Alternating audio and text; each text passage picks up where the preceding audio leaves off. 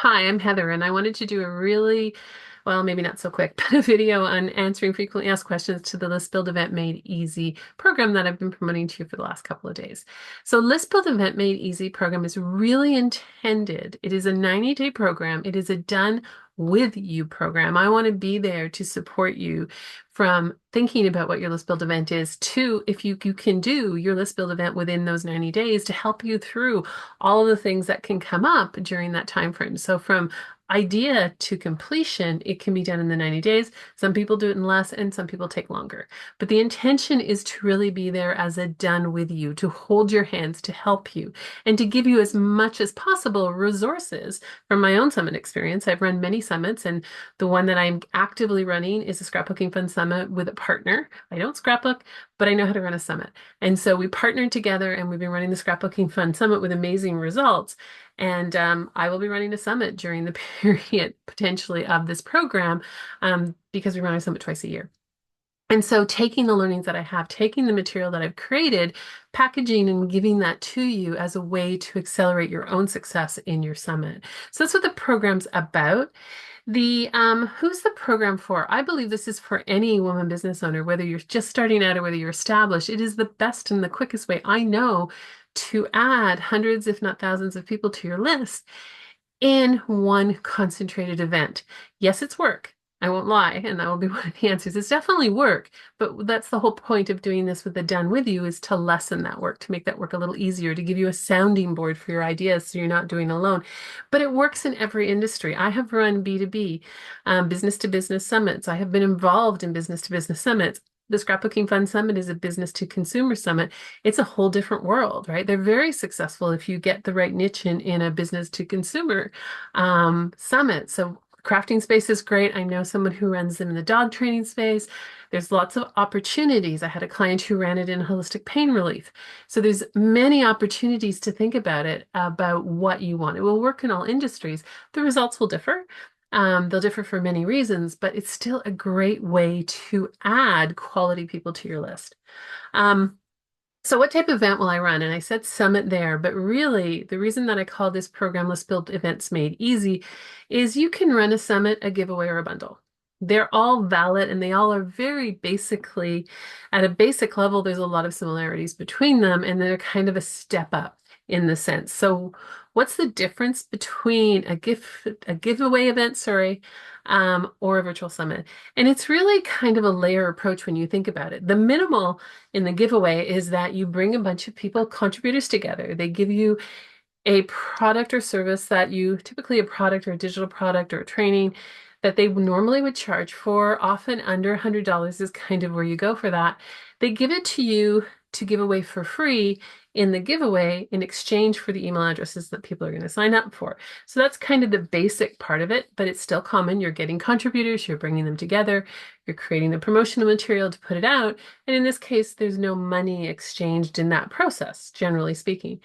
A bundle is the same thing, but it's paid. And they're often, you see a lot of them nowadays that are a combination where they have the giveaway, which is the free component, and then they have like a premium option, which is the bundle component. So they're building, but the process is bringing people together, getting the right focus so that the right people want to sign up for it, creating a website, creating the pages that you need, having the promotional material ready. It's very common. There's a lot of things common in it. And then a summit just takes it up a level. And a summit means that you would have presentations involved. So it's much more of a live event. Giveaways and bundles are live as well. There's a period of time that they're being promoted, but there's no like videos or nothing for people to go and watch. With a summit, there's typically videos or audios or a combination of that. There can be a live feel to it, a live component. It can be pre-recorded interviews or your speakers can submit recordings. So it has a level up. They all work. They all have different outcomes. And some of them, depending on the industry, fit better than others. So it's something to think about. And the reason I combine them is that 80% of the work is the same, maybe even more. And then there's a difference when you're doing with a summit, there's a level higher because you need to get the recordings, process of the recordings. There's extra work associated with that, but it's not as much as one might think from the difference of a giveaway or bundle. They're both a lot of work. That's what they are. And that's why I created as a done with you program. I'm a coach, I'm an engineer. That's my background, and that's what I bring to this, which is like, how do we work together with my support with weekly coaching calls and office hours to get you there? You're doing the work. I'm there to help you and to point it out and to give you the encouragement and as much as I possibly can, material that will make it easier for you. Um, the next question, what if my business is new? I actually think that this is one of the best ways to establish yourself. And I can give you my own example to this, and I can give you a client's example. So my own example is the Scrapbooking Fun Summit. This is something, I mean, I've done summits since 2013, but I approached a friend of mine and I said, why don't we, I'd really like to do a summit in your space, in the crafting space. And she has a crafting business. And so I approached her. We partnered together. We had no one on our list. She had a very small list, but not our target audience. We had no one on our list. And we went from no one to 9,000 people on our list in our first event. We have over 16,000 people on our list when I'm making this video. We're about to run another summit that will probably bring in another, anywhere between 5 and 10,000. I don't know. Some people don't stay. So there's kind of an up and down, but we have and not only do we have a list that big, we have a list that is a huge open rate. It just amazes me how responsive this list is, how responsive this community is. And it's become a very busy summit community, but we stand out because we picked a sub niche that nobody else is doing. And so it's been extremely fun, profitable, just a great experience. And we had no one on our list. So this is really good if your business is just starting out because it establishes yourself as an expert. You grow your list exponentially in any case, whether you add 100, 200, 500, 1,000, 9,000 people to your list, you're growing your list. But we have people coming to us now asking to promote to our list. We have people coming to us asking for us to be on their summits. We have people coming to us to be in our next event. And it didn't take that much time. It took us 2 events to, even after the first event was happening, after the second event it started to happen, after the third, it's exponentially growing. And that's a really cool part about this is you create that momentum, you create that authority where we didn't have that before at all in this space, and now we do.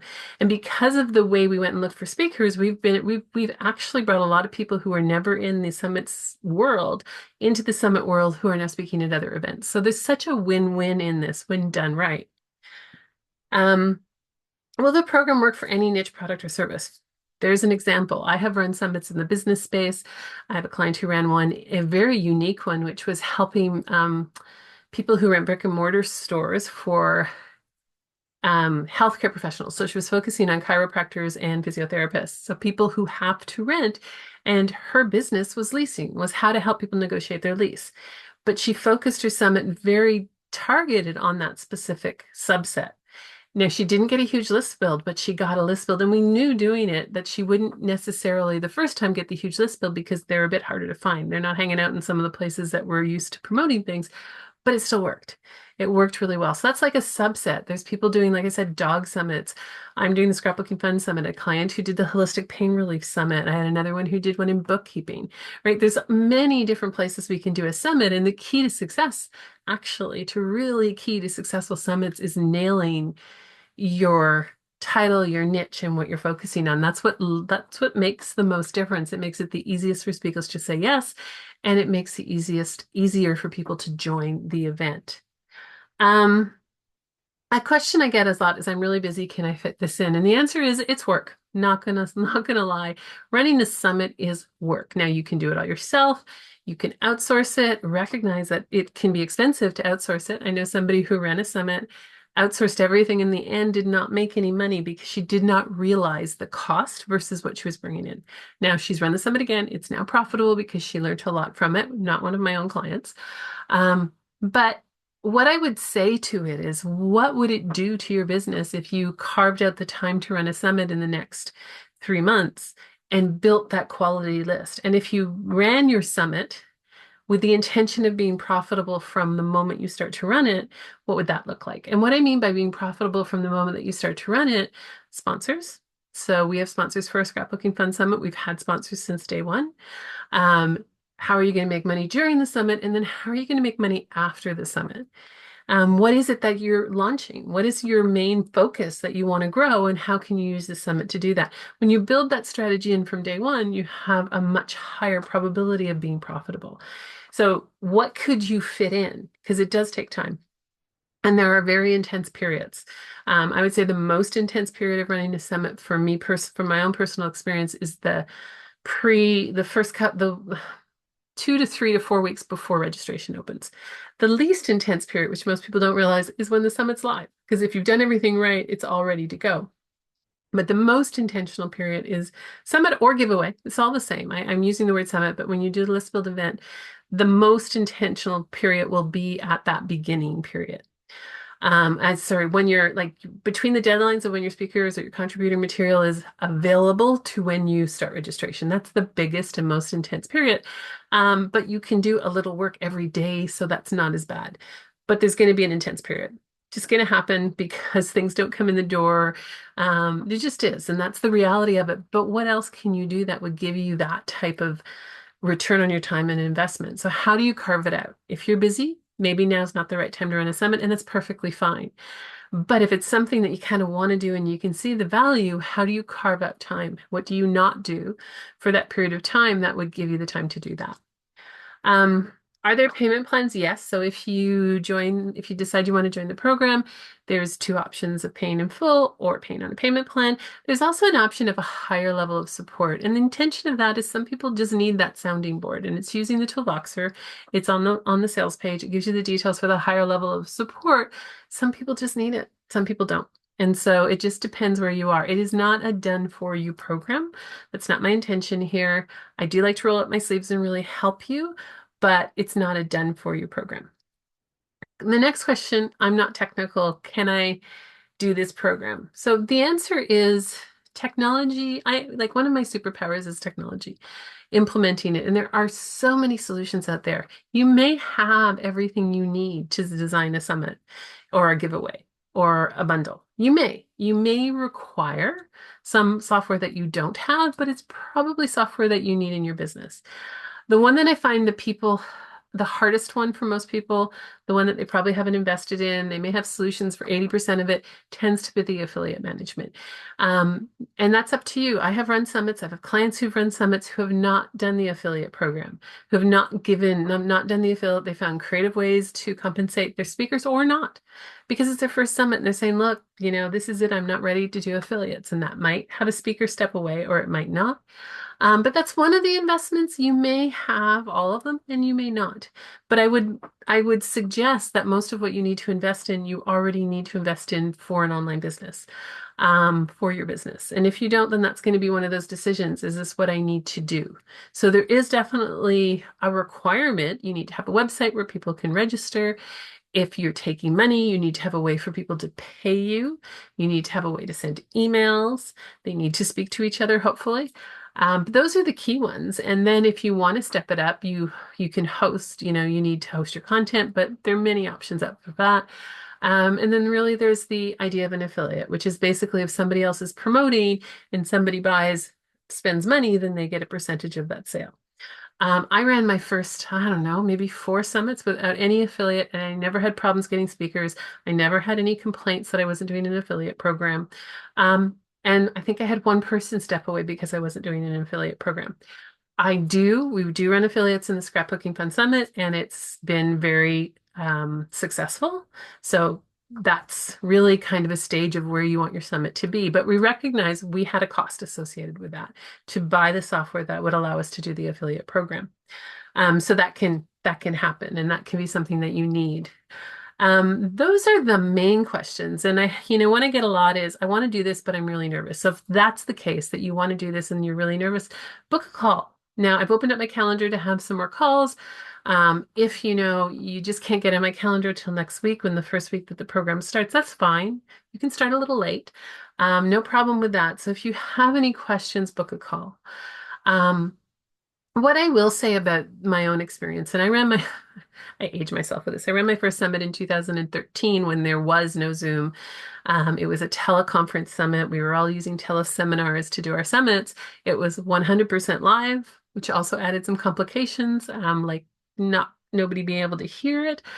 We had some issues, but they were successful back then and they've lived this long because they're successful. They're not something new. I just think you have to be more intentional. You have to be more specific. You also, back then, it was really about a list build. It really, people, they were selling all access passes, but that was like an afterthought. And I think one of the lessons I've learned is that when you build profitability, when you build the sense of profitability from the beginning throughout your summit, you can really see a difference in your business and your success. So not only is it a great list build, but it can also be a profitable event on its own through different methods of monetizing it. And so when that's planned through it, it can make a big difference. And then what you sell afterwards, knowing and really thinking about what's your objective and what you sell afterwards. Now that's the summit. In a giveaway, you're really not looking at profitability until after. And with the giveaway these days, you can do some sponsorship. So you have a sponsorship opportunity, and then the profitability really comes afterwards. And a bundle in itself is naturally profitable because you're charging people to be part of it. That's why you see a lot of giveaways and bundles kind of combined. But the bundle's not the biggest seller. Typically, it's what you're selling afterwards. You've got this new list of engaged people. What are you selling afterwards? So that's what I wanted to do on a quick FAQ, probably longer than quick because I always am. If you have any questions or you really want to talk to see if this is right for you, just drop me an email, respond to one of these emails. We'll figure out a time to chat. You can book with a link that's in the email as well. There may or may not be open spots, but we can find a time to chat if this is something that you think would really make sense for you to do in your business. I think, my own experiences, it's a lot of work, but every client I've worked with who's ran a summit, I had another client who ran one in the executive leadership development training space. There's a sense of I did it. There's a sense of I really tackled this and I did it that I think is huge. And just that plus the profitability plus the new people on your list is what's really important about it, whether it's a summit, a giveaway, or a bundle. I had a client who ran a bundle in the PLR space, which is public license rights. So documents that you buy that you turn into your own, printables and PLRs. And she just ran a giveaway and did it in less than 2 months and added 1,000 people to her list and super targeted people. That was the key part for the success in her case is they were really targeted. She didn't get as many contributors as she wanted to, but she did get the results that she wanted. So if you want to talk about that, let me know. I know it wasn't going to be a short video. I don't do them well when I'm doing Q&As, but I'm here if you have any more questions or answers that you would like, and I look forward to hearing from you. Thank you.